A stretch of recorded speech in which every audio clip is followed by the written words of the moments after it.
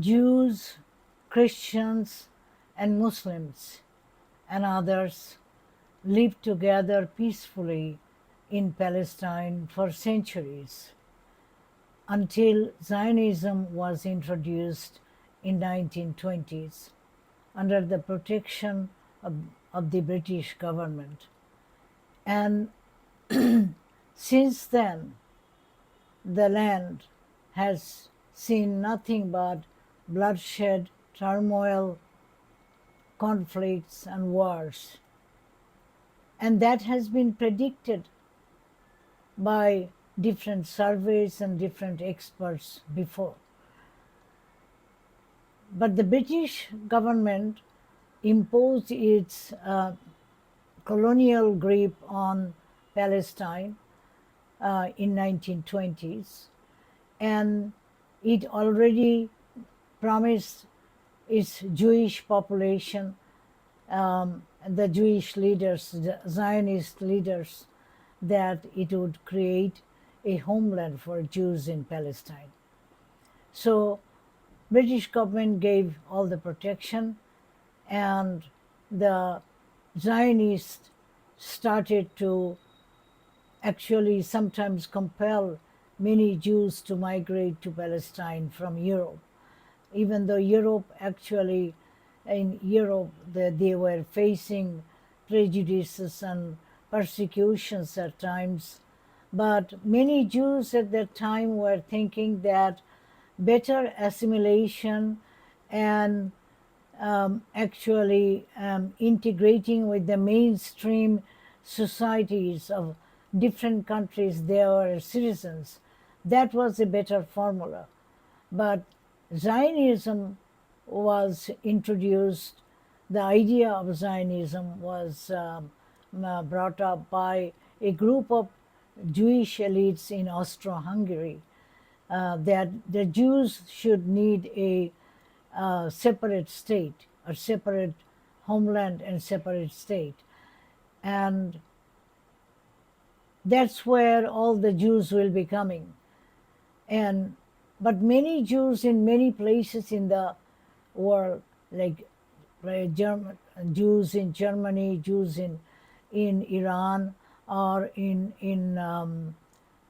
Britain or France and different countries in African nations, they actually felt they belonged to those societies where they were born and brought up. But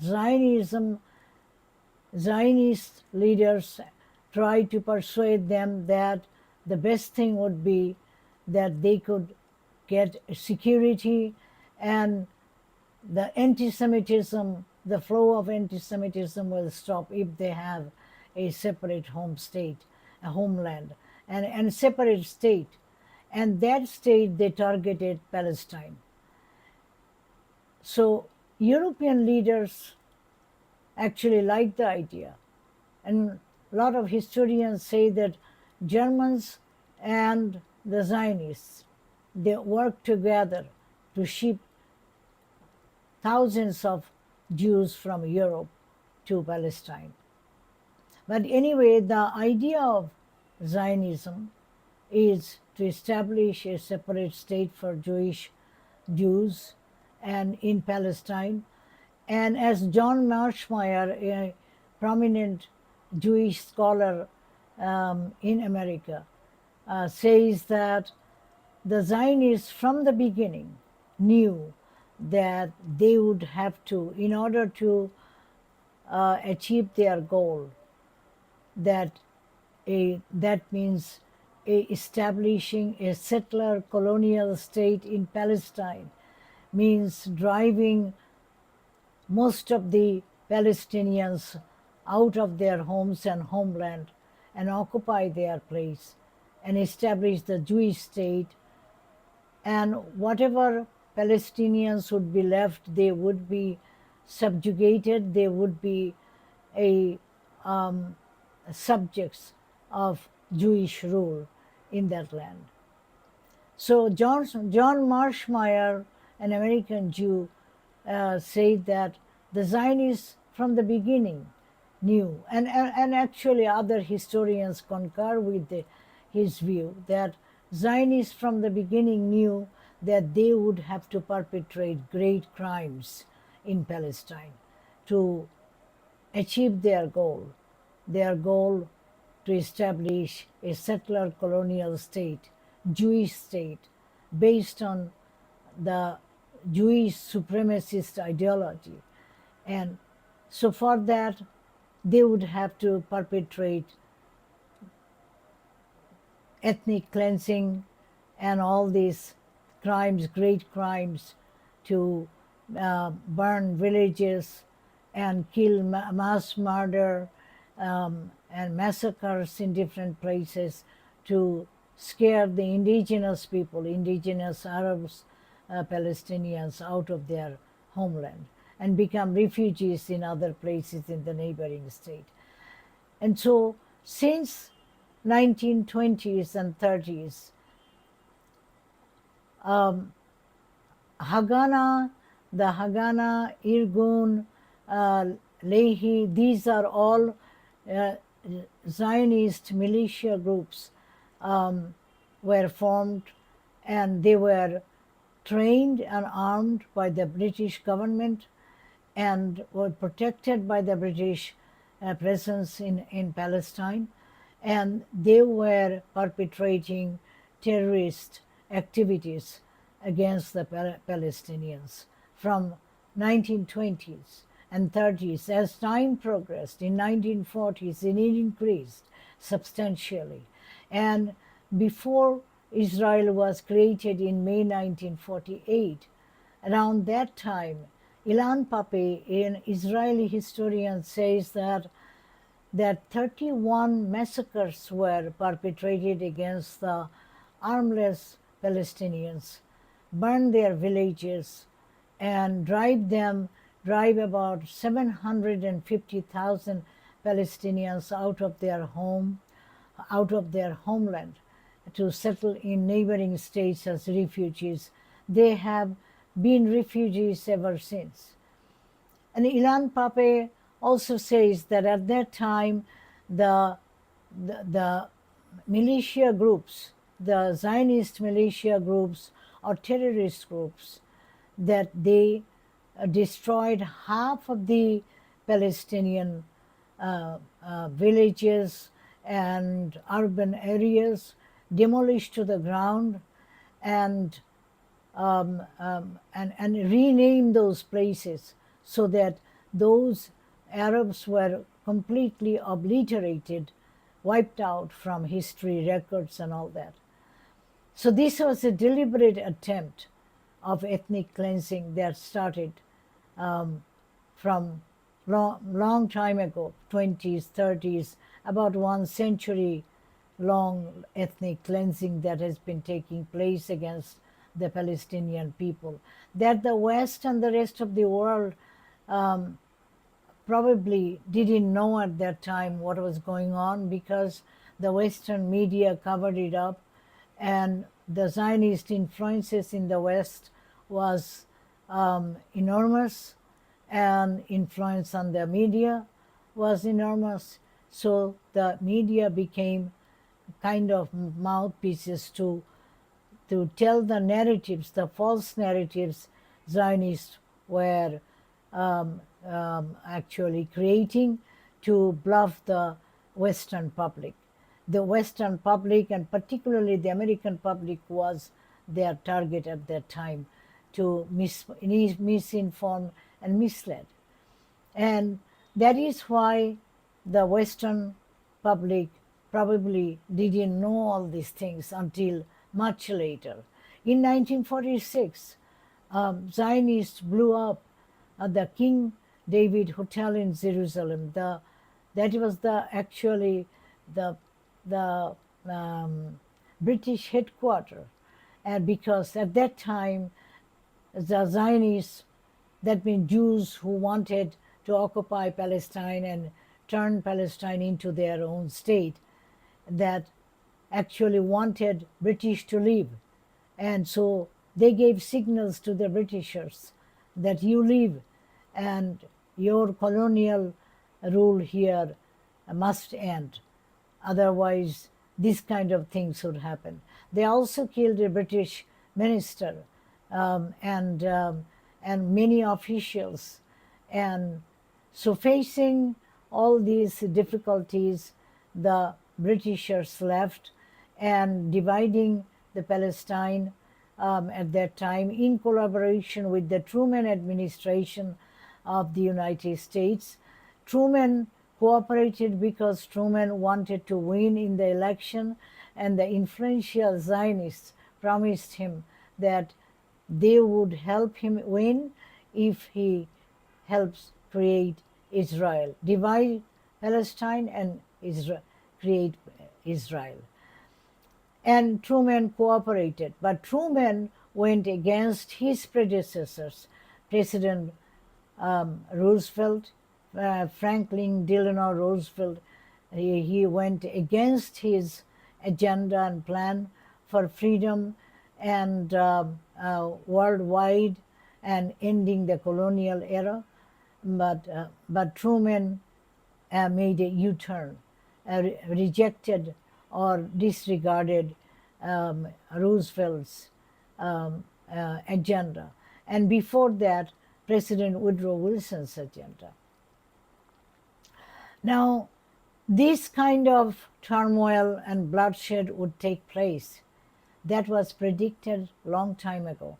In 1919, President Woodrow Wilson sent a commission to Middle East to find out the will and the interest of the people, what they want, what the people of the Middle East want as to their self-government, or they want British and French mandate. And that survey, the King Crane Commission's commission, was sent by President Woodrow Wilson in 1919 after the First World War was ended due to America's entrance into the war that Europe started but failed to end. So America entered in 1917 and ended the war in 1918, a year and a half. And so President Woodrow Wilson became a very powerful voice. So he, going against his European colonial allies, Britain and France, sent this commission saying that since American blood has been spilled in the war, Americans have died and fought in the war not to save Europe, not to save only the European allies in Europe, but to establish a new world order that can sustain peace and avoid wars. And that means the colonial rule must end, because colonial rule means the might is right policy, and the conflicts and wars and bloodsheds would continue. So he promoted a new world order based on democratic principles, and laid down that in his 14 points that he declared in January 1918. So this King Crane Commission actually is to go to the Middle East, find out that what the people want. And the commission, after an extensive survey, issued a report, a landmark, a historic report that was kept hidden later by the influential Zionists in the archive from the rest of the world for half a century. And that report gave two profound statements and recommendations. The first one was that the Arabs and the people of the Middle East overwhelmingly wanted democratic rule and Western style democratic rule, and they were extremely happy about Woodrow Wilson's agenda and his vision. And the second point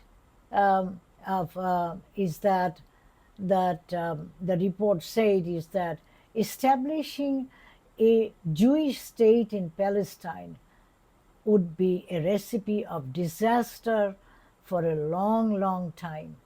And so it vehemently recommended against establishing a Jewish state in Palestine, saying that it would cause bloodshed, conflicts, and wars for decades after decades, and the whole region will be engulfed in turmoil.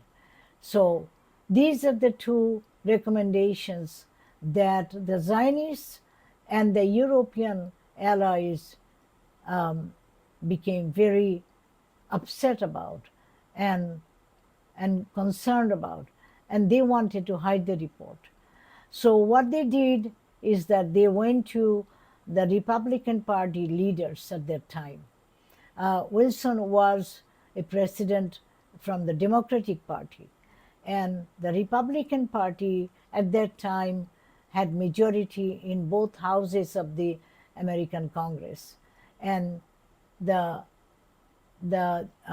Zionist influential leaders from both sides of Atlantic and the European allies, they brought their case to the Republican leaders, and actually behind the closed door, and convinced the leaders, Republican leaders, to reject Wilson's 14 points and this agenda of promoting freedom in the world. They said US became a superpower. Why US will comply with or get dictated by the League of Nations that Woodrow Wilson proposed for the first time in his history, that collectively an international organization consisting of all the nations of the world, or the nations who wants to join the League of Nations. At that time, many nations could not join because they were under the colonial rule, but whoever were free, they would create League of Nations, and the League of Nations will then decide, get involved in any conflicts or disputes and try to resolve it and decide, and America would be a law-abiding member of the international community. And his proposals were so visionary and so radical that radicals means different, and constructive, that even Vladimir Lenin, the communist leader of the Soviet Union, he said that Woodrow Wilson's 14 points is a landmark in internationalism. And the 14 points were hailed worldwide and was overwhelmingly supported by the American public. But it was rejected by the Republican Party, at that time in control of Congress.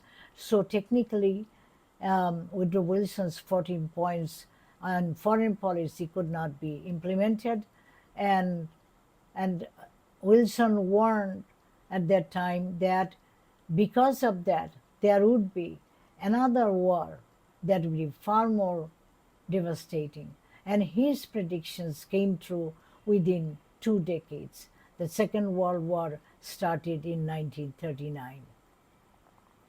But the point we are coming back to Zionism, that it is being often said that Arabs are terrorists.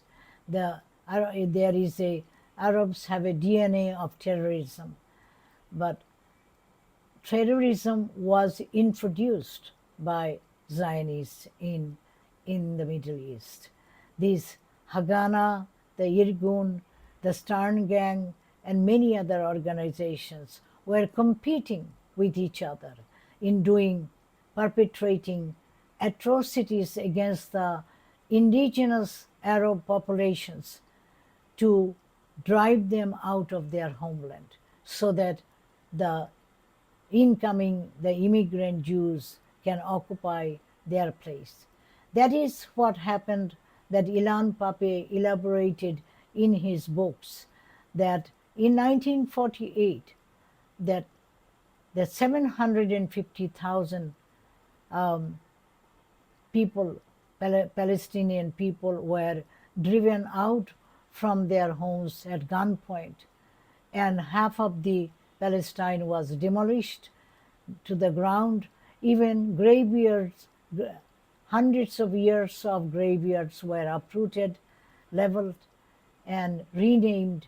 The places were renamed so that those places cannot be recognized.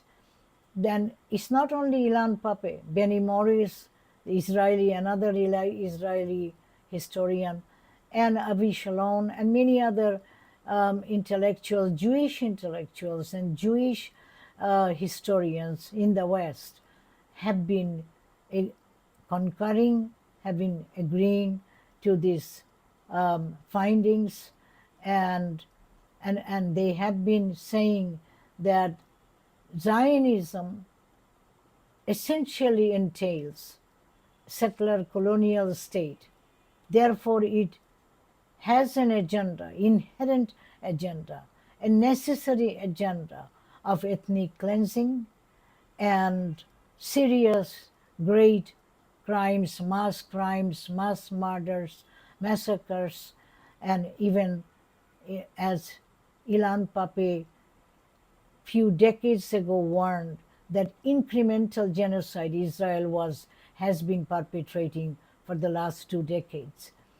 And these historians have said that these atrocities against the indigenous people were undertaken, accepted, undertaken, and planned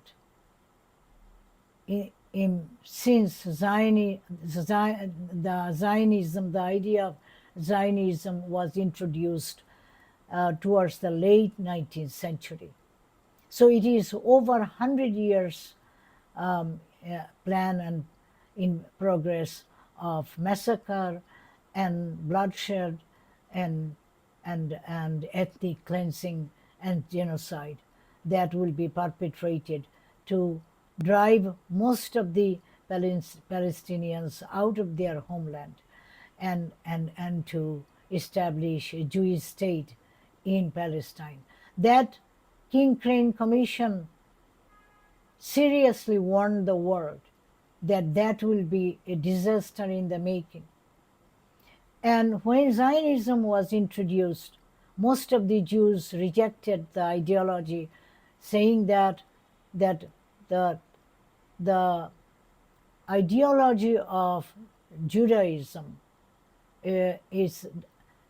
doesn't go with this kind of cruel, inhuman agenda, and it is not in compliance with the tenets or the principles of Judaism.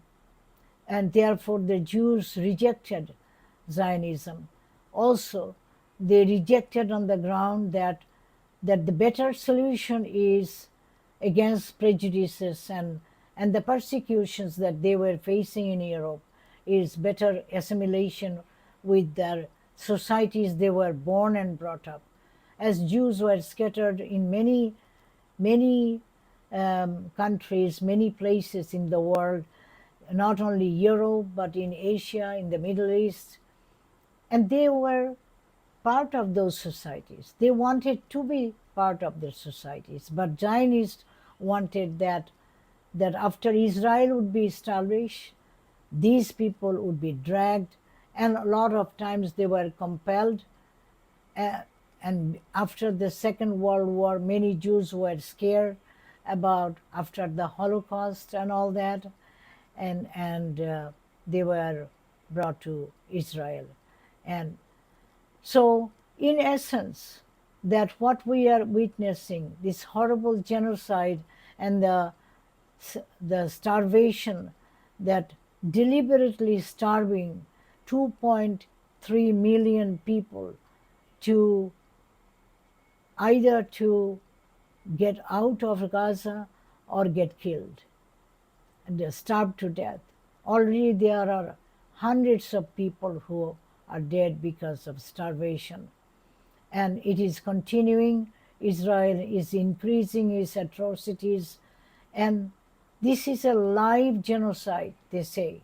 Live because other genocide the world knew after the genocide took place. Long after that, Armenian genocide was known long after that. And even Darfur was known after the genocide took place.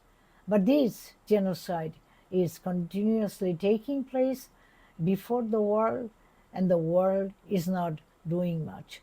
But the most important catalyst of change in this, that who can bring about the change, is the American public, because American public in the next 2026 midterm election and the next election and election after that can change the Congress and change Washington and oust this repugnant and this repulsive, this immoral government that is in place, and the decisions maker and the representatives who are spineless, gutless people and absolutely immoral people to support and to fund, to send arms to Israel to perpetrate these horrible crimes against the people. These American policymakers are doing it. This American President Trump is doing it. Before that, Biden did it. And these are all absolutely repulsive, abhorrent people, immoral, devoid of moral compass and compassion. They do not belong to humanity. Their soul is dead, and they have become, they look like human beings, but they do not possess any humanity. So they should be really dragged out of power. Only the American public can do that. My message is for the American public, especially the young generation. They are the hope of America. They are the hope of the Middle East. They are the hope of the world. They can change American policy and really establish governments that President Woodrow Wilson and President Franklin D. Roosevelt, FDR, that we know, and their great grand vision for their own country as well as for the rest of the world. They were humanitarian leaders, they were dedicated American leaders, they were true leaders of the world also. That kind of policies we want from Washington. American public can do that, can change that, can bring about this change. And if the past is any reference, they have done these changes. The Vietnam War was said that didn't end in Vietnam. It ended on the streets of the United States, because American people learning that their government had bluffed them, misled them, came to the street demanding that America, Washington, stop the reckless militarism and the dangerous nuclear arms race, and reach out for the communist world, communist bloc, and negotiate with them through, and have established a better relationship with them through constructive engagements, trade, and diplomacy. And that took place, but that took place 2-3 decades later after a lot of devastations. 3 million Asians were killed in Southeast Asia, and 60,000 Americans were killed only in Vietnam. There were other wars that American lives were lost also. So these were all very costly battles of the Cold War that were brought to an end by the American public's demand.